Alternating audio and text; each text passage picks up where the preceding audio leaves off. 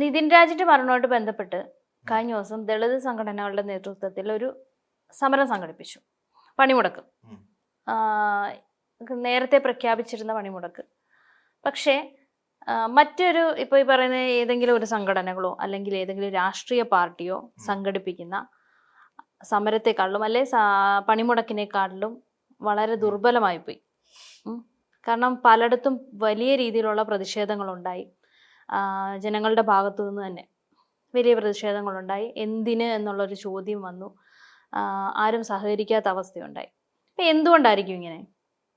ഇത് അക്ഷരാർത്ഥത്തിൽ ഈ ഒരു നമുക്കറിയാവുന്ന പോലെ ഈ അഞ്ചരക്കണ്ടി ദന്തൽ കോളേജ് പഠിക്കുകയായിരുന്ന നിതിൻ രാജ് എന്ന് പറയുന്ന തിരുവനന്തപുരം സ്വദേശിയായ ഒരു കുട്ടി ആത്മഹത്യ ചെയ്തതുമായി ബന്ധപ്പെട്ടിട്ടാണ് ഈ ഹർത്താലിന് ആഹ്വാനം ചെയ്തിരിക്കുന്നത്. ഇന്നലെ ആയിരുന്നു, 28-ാം തീയതി ആയിരുന്നു ഹർത്താലിന് ആഹ്വാനം ചെയ്തിരുന്നത്. 21-ാം തീയതി ഇതുമായി ബന്ധപ്പെട്ടുകൊണ്ട് ഹർത്താലിന് ആഹ്വാനം നടത്തി. 7 ദിവസം, ഏകദേശം 7 ദിവസം, 7ാമത്തെ ദിവസം ഹർത്താൽ അവർ നടത്തി എന്നുള്ളതാണ്. എന്നാൽ ഇവർ ചില നിയമപരമായ ചില കുരുക്കുകളുണ്ട്. ആ നിയമപരമായ കുരുക്കെന്ന് പറഞ്ഞാൽ 7 ദിവസത്തിന് മുൻപായി ഹർത്താലിന് വേണ്ടിയിട്ടുള്ള നോട്ടീസ് സമർപ്പിക്കണം എന്നുള്ളത് ഹൈക്കോടതിയുടെ നിയമമാണ്. അപ്പം അത് കോടതി അലക്ഷ്യം എന്നുള്ള നിലയിൽ അതിനെ കാണാം. അത് നിയമപരമായിട്ടുള്ള കുരുക്കുകളാണ്. ഇവർ ഉയർത്തിയ ആവശ്യം എന്ന് പറഞ്ഞാൽ അവർക്ക് നഷ്ടപരിഹാരം അവരുടെ കുട്ടിയുടെ കുടുംബത്തിന് 10 ലക്ഷം രൂപയോളം കൊടുക്കുക, രോഹിത് വെമുല ആക്ട് നമ്മുടെ സംസ്ഥാനത്ത് നടപ്പിലാക്കുക, ഈ ഉത്തരവാദികൾ ആയിട്ടുള്ളവർക്കെതിരായി നടപടി സ്വീകരിക്കുക എന്നുള്ളവയും അതിന് വേണ്ടിയിട്ടാണ് ഈ പറയുന്ന ഏകദേശം 50-ലധികം ദളിത് സംഘടനകളെ കൂട്ടിച്ചേർത്തുകൊണ്ട് ഒരു ആക്ഷൻ കൗൺസിൽ രൂപീകരിച്ചുകൊണ്ടാണ് സമരം പ്രഖ്യാപിക്കുന്നത്. ഇവര് സമരത്തിന് ഇറങ്ങിയ സമയത്ത് നമുക്കെല്ലാവർക്കും ഉണ്ടായ ഒരു പ്രശ്നം എന്ന് വെച്ച് കഴിഞ്ഞാൽ അതൊരു വേറൊരു പ്രതിസന്ധിയാണ്. അതൊരു പക്ഷേ നമ്മുടെ സമൂഹം, നമ്മുടെ നാട് എങ്ങോട്ടേക്ക് പോകുന്നു എന്നുള്ളതാണ്. നമ്മുടെ കൂട്ടത്തിൽപ്പെട്ട ഒരു കുട്ടിയാണ് ആ മരിച്ചത്. നമ്മൾ ആലോചിക്കേണ്ട ഒരു കാര്യം ഉണ്ടായിരുന്നു. ഇതിനകത്ത് എവിടെയെങ്കിലും ഏതെങ്കിലും ഒരു രാഷ്ട്രീയ സംഘടനകൾ ഈ ദളിത് സംഘടനകളെ പിന്തുണച്ചിട്ടുണ്ടോ? ഇടതുപക്ഷം അടക്കമുള്ള കാര്യം ഞാൻ പറയുന്നത്. ഒരു സർക്കാരിനെതിരായിട്ട് അല്ലെങ്കിൽ UDF അല്ലാന്നുണ്ടെങ്കിൽ നിലവിലുള്ള എല്ലാ വ്യവസ്ഥകൾക്കും, സർക്കാരിനെതിരായിട്ട് തന്നെ പറയാം, എല്ലാ വ്യവസ്ഥകൾക്കും എതിരായി ഏറ്റവും അധികം കത്തിക്കാൻ കഴിയുന്ന ഒരു വിഷയമായിരുന്നിട്ട് കൂടി UDF-ൽപ്പെട്ട ഒരു വിഭാഗം അല്ലെങ്കിൽ UDF-ലുള്ളവരോ, കോൺഗ്രസോ BJP കോൺഗ്രസോ അതല്ലെങ്കിൽ കേരള കോൺഗ്രസോ KSU യൂത്ത് കോൺഗ്രസോ ആരെങ്കിലും അതുമായി ബന്ധപ്പെട്ട് ഹർത്താലിന് പിന്തുണ പ്രഖ്യാപിച്ചു? ഇല്ല. BJP പിന്തുണ പ്രഖ്യാപിച്ചു? ഇല്ല. ഒരു രാഷ്ട്രീയ നേതൃത്വവും ഈ പറയുന്ന ദളിത് സംഘടനകൾ ഉണ്ടാക്കി ഈ ആക്ഷൻ കൗൺസിലുമായി ബന്ധപ്പെട്ടുകൊണ്ട് ഒരു പിന്തുണ പ്രഖ്യാപിച്ചുകൊണ്ട് രംഗത്തേക്ക് വന്നില്ല. നമ്മൾ മറ്റൊരു തലത്തെ കുറിച്ച് ഒന്ന് ആലോചിച്ച് നോക്കാം. ഇവിടെ കേരളം മുഴുവൻ സ്തംഭിച്ചു പോയ ഒരു സംഭവം ഉണ്ടായിട്ടുണ്ട്. അത് നാമജപ പ്രതിഷേധ യാത്രയായിരുന്നു. കേരളം സ്തംഭിച്ചു പോയ സിറ്റുവേഷനാണ്. എന്തിനായിരുന്നു അത്? ഏതെങ്കിലും ഒരാള് ഈ പറയുന്ന പോലെ ഒരു കുട്ടിക്ക് അവന്റെ സ്കൂളിൽ ജാത്യാധിക്ഷേപം നേരിട്ട് നിറത്തിന്റെ പേരിൽ പുറത്തേക്ക് നിർത്തി ഒടുവിൽ അവന് ആത്മഹത്യ ചെയ്യേണ്ടി വന്ന ഒരു സാഹചര്യം ഉണ്ടായതിനെ തുടർന്നിട്ടാണോ ഇവിടെ നാമജപ പ്രതിഷേധ യാത്ര നടത്തിയത്? അല്ല. എന്തിനു വേണ്ടി? ഒരു സമുദായം നടത്തി തുടങ്ങി. NSS എന്ന് പറയുന്ന ഒരു സമുദായം മുന്നോട്ട് വെച്ച ഒരു സമരമുറയായിരുന്നു അത്. എന്തിനു വേണ്ടിയിട്ടാണ്? ആചാരം ലംഘിക്കപ്പെട്ടു എന്നതായിരുന്നു അവർ ഉയർത്തിയ ഏറ്റവും പ്രധാനപ്പെട്ട പ്രശ്നം. ശബരിമല ക്ഷേത്രവുമായി ബന്ധപ്പെട്ടുകൊണ്ട് ആ ശബരിമലയിൽ യുവതീ പ്രവേശനം എന്ന് പറയുന്ന സുപ്രീം കോടതിയുടെ ഒരു വിധി, പുരോഗമനപരമായ വിധി, ആ വിധി നടപ്പിലാക്കാൻ വേണ്ടി സംസ്ഥാന സർക്കാർ തുനിഞ്ഞിറങ്ങിയപ്പോൾ, അല്ലെങ്കിൽ സംസ്ഥാന സർക്കാർ ആ സുപ്രീം കോടതി വിധിയെ ആക്സെപ്റ്റ് ചെയ്യുന്നു എന്ന് പറയുന്ന ആ സാഹചര്യത്തിൽ പെട്ടെന്നൊരു പന്തളം രാജകൊട്ടാരം അതിനെതിരെ പ്രതിഷേധവുമായി ഇറങ്ങുന്നു. അതിനെ പിന്തുണച്ചുകൊണ്ട് നമ്മുടെ കേരളത്തിലെ NSS പോലെ ഒരു സംഘടന, സാമുദായിക സംഘടന വളരെ പെട്ടെന്ന് രംഗത്തേക്ക് വരികയും ചെയ്യുന്നു. രംഗത്തേക്ക് വന്നുകൊണ്ട് നാമജപ പ്രതിഷേധ യാത്ര എന്ന് പറഞ്ഞുകൊണ്ട് കേരളം മുഴുവൻ സ്തംഭിപ്പിക്കുന്ന ഒരു യാത്ര നടത്തി. ആ യാത്രയെ പിന്തുണച്ചുകൊണ്ട് ഇവിടെ ഒരു രാഷ്ട്രീയ സംഘടനയായി BJP ഗോൾഡൻ ചാൻസ് ആയി കണ്ടുകൊണ്ട് അതിനെ പിന്തുണച്ചുകൊണ്ട് രംഗത്തേക്ക് ഇറങ്ങി. കേരളത്തിൽ എന്തൊക്കെ കലാപകലുഷിതമായ, കലാപ സമാനമായ ഒരു അന്തരീക്ഷമല്ലേ കേരളത്തിൽ ഉണ്ടായത്? എന്തിനായിരുന്നു അത്? അവിടെ ഒരു കുട്ടിയുടെ ജീവൻ പൊലിഞ്ഞിട്ടില്ല, ഒരു കുടുംബത്തിന്റെ പ്രതീക്ഷ അറ്റുപോയിട്ടില്ല. അവന് നിതിൻ രാജ് എന്ന് പറയുന്ന പയ്യൻ എന്തിനു വേണ്ടിയിട്ടാണ് കൂലിപ്പണിക്കാരനായ അച്ഛന്റെയും അമ്മയുടെയും മകനായ ചെറുപ്പക്കാരൻ എന്തിനാണ്, അല്ലെ കുട്ടി എന്തിനാണ് പഠിക്കാൻ പോയത്? അവന് നല്ലൊരു ലൈഫ് ഉണ്ടാവണം, അവന്റെ കുടുംബത്തെ നോക്കണം, അവൻ അവിടുത്തെ ബ്രെഡ് വിന്നറായി മാറണം ആ കുടുംബത്തിന്റെ. ആ ഒരു താല്പര്യത്തിന്റെ പുറത്താണ് അവൻ അവിടെ ചെല്ലുന്നത്. ആ കുട്ടിയെ ജാതിയുടെ പേരിലും നിറത്തിന്റെ പേരിലും അധിക്ഷേപിച്ചുകൊണ്ട് ഒടുവിൽ മനം നൊന്ത് ആ പയ്യൻ അവിടെ മേളിൽ നിന്ന് ചാടി ആത്മഹത്യ ചെയ്യുന്നു. അതിന് കാരണക്കാരായവർക്കെതിരെ നടപടിയെടുക്കണം. അതായത് ഒരു കുട്ടിക്കും ഇനി ഇതുപോലത്തെ ഒരു അനുഭവം നമ്മുടെ കലാലയങ്ങളിൽ ഉണ്ടാകരുത് എന്ന് പറഞ്ഞുകൊണ്ട് ആ ആവശ്യം വളരെ പോസിറ്റീവായിട്ടുള്ള ഒരു ആവശ്യം ഉന്നയിച്ചുകൊണ്ട് അവർ നടത്തിയ സമരത്തിന് എന്തുകൊണ്ടായിരിക്കാം നമ്മുടെ രാഷ്ട്രീയ സംഘടനകൾ പിന്തുണയ്ക്കാതിരുന്നത്?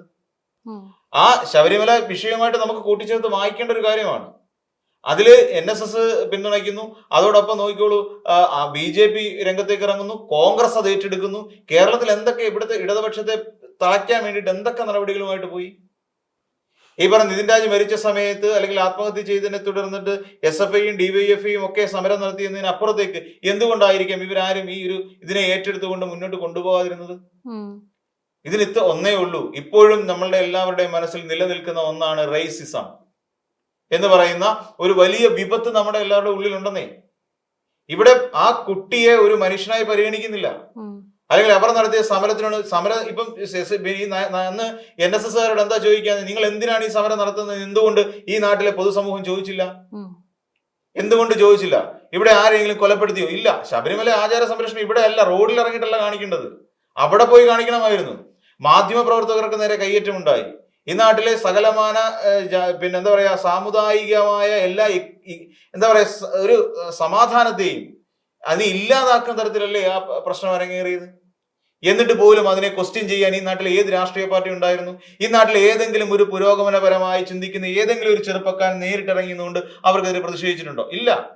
അതേസമയം സമരവുമായി അല്ലെങ്കിൽ ഹർത്താലിന് കടയടപ്പിക്കാൻ വരുന്ന ഈ പാവപ്പെട്ട ദളിത് സംഘടനക്കാർക്കെതിരെ ചോദ്യം ചെയ്യാൻ ആളുണ്ടായി. നിങ്ങൾ എന്തിനാണ് നടത്തുന്നത്? ഞങ്ങൾക്ക് അവിടെ പോകേണ്ടതല്ലേ, ഇവിടെ പോകേണ്ടതല്ലേ? ഇവിടെ CPMകാരോ UDFകാരോ ഹർത്താൽ നടത്തി വഴി തടയുകയും വണ്ടി ചവിട്ടി പൊട്ടിക്കുകയും ചെയ്താലും ചോദിക്കാൻ ഒരുത്തനുമില്ല, ഒരുത്തന്റെ പോലും നാവ് പൊങ്ങില്ല. കാരണം എന്താ? അത് രാഷ്ട്രീയ പാർട്ടിയാണ്, ഇത് ഇവര് ദളിത് സംഘടനയാണ്, ഇവർക്ക് വില ഇത്രയേ ഉള്ളൂ എന്നുള്ള ഒരു മനോഭാവം നമ്മുടെ എല്ലാവരുടെയും ഉള്ളിലുണ്ട്. നമ്മളെല്ലാവരുടെ ഉള്ളിലുണ്ട്. ആ മനോഭാവത്തിന്റെ ഒരു പുതിയൊരു രീതിയാണ് നമ്മൾ അവരോട് കാണിച്ചത്. എൻ്റെ ഇടയ്ക്ക് ഒരു BJP നേതാവ് ഇതുപോലെ ഒരു സംഭവം ഉണ്ടായപ്പോൾ, ഇതുപോലെ ഒരു സംഭവം നടക്കുന്ന സമയത്ത് ദളിത് സംഘടനകൾ സമരാഹ്വാനം നടത്തിയ സമയത്ത് എൻ്റെ ഇടയ്ക്ക് ഒരു സുഹൃത്തായിട്ടുള്ള ഒരു ചെറുപ്പക്കാരൻ്റെ ഇടയ്ക്ക് പറഞ്ഞാണ്, അവൻ സ്റ്റുഡിയോ നടത്തുന്ന ഒരു ചെറുപ്പക്കാരനാണ്. അവൻ പറഞ്ഞു, നിങ്ങൾ ഇന്ന് തുറന്നു വെച്ചാൽ എന്താ എങ്ങനെയാണ്? അവന്മാരെങ്കിൽ വരട്ടെ, ഞാൻ അതിനെക്കാട്ടി വലിയ പുള്ളിയാ. എന്നിട്ട് ഒരു തെറി ഉപയോഗിച്ചുകൊണ്ടാണ് ആ സമുദായ സംഘടനയിൽപ്പെട്ട ആൾക്കാരെ അവൻ വിശേഷിപ്പിച്ചത്. ഒരു തെറി ഉപയോഗിക്കും ആള്. ഈ പറയുന്ന ഒരു BJP RSS അനുഭാവി തന്നെയാണ്. അവന്മാര് വരട്ടെ, അവന്മാരുടെ വിറ്റ കാശന്റെ ഇരിപ്പുണ്ട്, അവന്മാർ ഇതുവഴി പോകുന്ന എനിക്കൊന്ന് കാണണം, അതിനുവേണ്ടി സർവ്വസന്നാഹങ്ങൾ ഒരുക്കി ഞാനിവിടെ കാത്തു നിൽക്കുക എന്ന് വെച്ചാൽ അവർ നടത്തുന്ന സമരങ്ങളെ അടിച്ചമർത്താനും ഹർത്താലുകളെ അടിച്ചമർത്താനും ഇവിടെ സവർണരായ ഒരു കൂട്ടരുണ്ട് ഇപ്പോഴും. അവർ ചിന്തിക്കുന്ന വേറൊന്നുമല്ല. ഈ പറഞ്ഞ നിതിൻ രാജിന് മരണപ്പെട്ടു, അവനെതിരായി നടന്നിട്ടുള്ള ജാത്യധിക്ഷേപം, ആ വർഗാധിക്ഷേപം, അത് പിന്നെ അതോടെ എന്താ പറയുക ഡിസ്ക്രിമിനേഷൻ, ഇതൊന്നും ചോദ്യം ചെയ്യാൻ നമ്മുടെ ഇന്നത്തെ തലമുറയിൽപ്പെട്ടവർക്കാർക്കും പറ്റുന്നില്ല. സത്യമായിട്ട് പറഞ്ഞാൽ നമ്മളെ കൊണ്ട് പറ്റുന്നില്ല. ഇതൊന്നും സഹിക്കാൻ നമ്മളെ കൊണ്ട് പറ്റുന്നില്ല. എത്ര പേര് ചോദ്യം ചെയ്തിട്ടുണ്ട്, എത്ര പേര് ഫേസ്ബുക്കിൽ അതിനെ പ്രതിഷേധം രേഖപ്പെടുത്തിയിട്ടുണ്ട്. നമ്മൾ ആലോചിച്ച് നോക്കൂ. മാധ്യമപ്രവർത്തകർ മാത്രം ഇതിനെക്കുറിച്ച് സംസാരിച്ചു. അല്ല, പൊതുവിൽ ഇതില് ഫേസ്ബുക്കിൽ സാധാരണഗതിയിൽ ഫേസ്ബുക്കിൽ ഒരു വലിയ ചർച്ചാ വിഷയമാകേണ്ടതായിരുന്നു. ഇവിടെ ഹിജാബ് ധരിച്ച് അല്ലെങ്കിൽ ഹിജാബ് വിലക്കുന്നതിനെതിരെ ഇവിടെ വലിയ ചർച്ച നടക്കും, ഫേസ്ബുക്കിൽ അടക്കം ചർച്ച നടക്കും. എന്നിട്ട് നിതിൻ രാജിന്റെ ആത്മഹത്യയെ കുറിച്ച് എവിടെയാണ് ഫേസ്ബുക്കിൽ സോഷ്യൽ മീഡിയയിൽ ചർച്ച നടന്നിട്ടുള്ളത്? എവിടെയെങ്കിലും അതിനിടയിൽ മറ്റേ മുഖ്യമന്ത്രി കസേരയ്ക്ക് വേണ്ടിയിട്ടുള്ള ചർച്ചകൾ മാത്രമല്ലേ നടന്നുകൊണ്ടിരിക്കുന്നത്. മുഖ്യമന്ത്രി കസേര ആർക്ക് കിട്ടുമെന്നും പറഞ്ഞിട്ട് കോൺഗ്രസുകാരുടെ ചർച്ചയല്ലേ കൂടുതൽ നടക്കുന്നത്. എവിടെ നിതിൻ രാജിനെ കുറിച്ചുള്ള ചർച്ച? നടന്നിട്ടില്ല, എങ്ങും നടന്നിട്ടില്ല. ഒരാള് പോലും ഇല്ല. ഇതിനും പ്രതികരിച്ചുകൊണ്ടിരിക്കുന്ന ഇവിടുത്തെ യൂത്ത് നേതാക്കന്മാരൊക്കെ എവിടെ? ശരിക്കും മാധ്യമങ്ങൾ മാത്രമേ ഇത് പറയുന്നുള്ളൂ. മാധ്യമങ്ങൾക്ക് മാത്രമേ ഉള്ളൂ നിതിൻ രാജിന്റെ മരണം. കാരണം എന്തുകൊണ്ടാണ് നിതിൻ രാജിന്റെ മരണം അവർക്ക് അങ്ങനെ ആഘോഷിക്കാൻ കഴിഞ്ഞത്? ആ സമയത്ത് ഈ മാധ്യമങ്ങൾക്ക് ആഘോഷിക്കാൻ പറ്റിയ സബ്ജക്റ്റുകൾ ഇല്ലായിരുന്നു. അതുകൊണ്ട് അല്ലാതെ വേറെ ആരതിനെ കുറിച്ച് ചർച്ച ചെയ്തു? ആ അച്ഛന്റെ വേദനയും ആ അച്ഛന്റെ കണ്ണീരും എത്ര പേര് ചർച്ച ചെയ്തു നമ്മുടെ കേരളത്തിൽ? ഇത് നമ്മൾ കാണിച്ചുകൊണ്ടിരിക്കുന്ന അല്ലെന്നുണ്ടെങ്കിൽ നമ്മുടെ മനസാക്ഷി നമ്മളോട് ചെയ്യുന്ന അല്ലെങ്കിൽ നമ്മുടെ സമൂഹത്തോട് ചെയ്യുന്ന തെറ്റുകൾ ഇതൊക്കെയാണ്. എന്തുകൊണ്ടായിരിക്കാം? ഇതാണ് ഡിസ്ക്രിമിനേഷൻ എന്ന് പറയുന്നത്. നമ്മൾക്ക് ആ പറയുന്ന നിറത്തിന്റെ അടിസ്ഥാനത്തിൽ, ജാതിയുടെ അടിസ്ഥാനത്തിലുള്ള ആ വേറുകൃത്യം അല്ലെങ്കിൽ ആ ഒരു വേറിട്ട മനോഭാവം ഇന്ന് നമ്മുടെ എല്ലാ ഉള്ളിലുണ്ട്.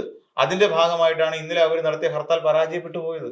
എല്ലാ കടകളും തുറന്നിരിക്കുകയായിരുന്നില്ല, പരാജയം എന്ന് തന്നെ പറയേണ്ടി വരും. ഹർത്താൽ കടകൾ തുറന്നിരിക്കാം, ശരിയാണ്. വാഹനങ്ങൾക്കെതിരെ ഈ പറയുന്ന എത്രയോ വാഹനങ്ങൾക്കെതിരെ കല്ലേറ് സംഭവിച്ചിട്ടുണ്ട് നമ്മുടെ നാട്ടിലെ ഹർത്താലിന്. എത്ര KSRTC ബസ്സുകൾക്കും എത്ര പോലീസ് വാഹനങ്ങൾക്കും തീയിട്ടിട്ടുണ്ട് നമ്മുടെ നാട്ടില്. അതെല്ലാം നമ്മുടെ നാട്ടിൽ നടന്നിട്ടുണ്ട്. ട്രെയിൻ തടയുന്ന സമരം ഹർത്താൽ വരെ നമ്മുടെ കേരളത്തിലും നമ്മുടെ നാട്ടിലും നടന്നിട്ടുണ്ട്. എന്നിട്ട് ഇതിനൊന്നും നമുക്ക് അല്ലെങ്കിൽ നിതിൻ രാജിന്റെ മരണത്തെ കുറിച്ച് ചർച്ച ചെയ്യാനോ ഫേസ്ബുക്കിൽ ഒരു എത്രയോ പെൺകുട്ടികൾ മരിച്ച സമയത്ത് ഇവിടെ മെഴുകുതിരിയുടെ പ്രൊഫൈൽ DP അപ്ഡേറ്റ് ചെയ്തുകൊണ്ട് എത്രയോ ആൾക്കാരുണ്ടായിരുന്നു. നിതിൻ രാജിന് വേണ്ടി ആരും എന്തൊന്നും ചെയ്യില്ല. അത് ചെയ്യാൻ ഉള്ള മനോഭാവത്തിലേക്ക് നമ്മൾ എത്ര വളർന്നാലും അല്ലെങ്കിൽ നമ്മൾ എത്ര പുരോഗമനം പ്രസംഗിച്ചാലും ആ ഒരു ഔന്നത്യത്തിലേക്ക് നമ്മൾ എത്തില്ല. മാനസികമായ ഒരു ഔന്നത്യം നമുക്ക് ഉണ്ടാകാൻ പോകുന്നില്ല. അതിന്റെ ഏറ്റവും ഒടുവിലത്തെ ഉദാഹരണമാണ് ഇന്നലത്തെ ഹർത്താൽ നമുക്ക് കാണിച്ചിരുന്നത്. അല്ല വേറൊന്നുമല്ല.